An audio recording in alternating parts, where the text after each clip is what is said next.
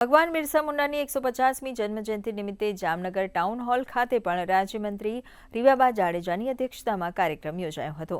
આ કાર્યક્રમમાં ધારાસભ્યો રાઘવજી પટેલ, મેઘજીભાઈ ચાવડા, દિવ્યેશભાઈ અકબરી, જિલ્લા વિકાસ અધિકારી અંકિત પન્નુ, જિલ્લા પોલીસ વડા ડોક્ટર રવિ મોહન સૈની, જામનગર શહેર ભાજપ પ્રમુખ બીનાબેન કોઠારી તેમજ બહોળી સંખ્યામાં લોકો ઉપસ્થિત રહ્યા હતા।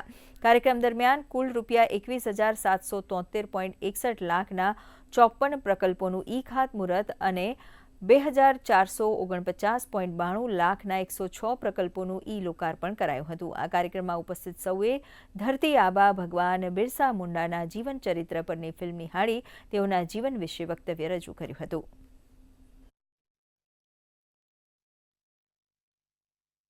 વિદ્યાર્થીઓમાં, વાલીમાં અને સમાજમાં ભગવાન બિરસા મુંડાજી પ્રત્યેની જે લાગણી, એકતાનો ભાવ એ માત્ર લડવૈયા ના હતા, પરંતુ આદિજાતિ સમુદાયની સંસ્કૃતિ, ગૌરવ, ઇતિહાસ સાચવવામાં એમનું જે યોગદાન હતું એ સમગ્ર ભારત વર્ષના ઇતિહાસમાં એક અભિન્ન અંગ થઈ અને આવનારી પેઢીને સતત એમના વિચારોથી પ્રેરણા મળે એ માટે આ ગૌરવપૂર્ણ દિવસની ઉજવણી જામનગર મહાનગરમાં સંપન્ન કરવામાં આવી।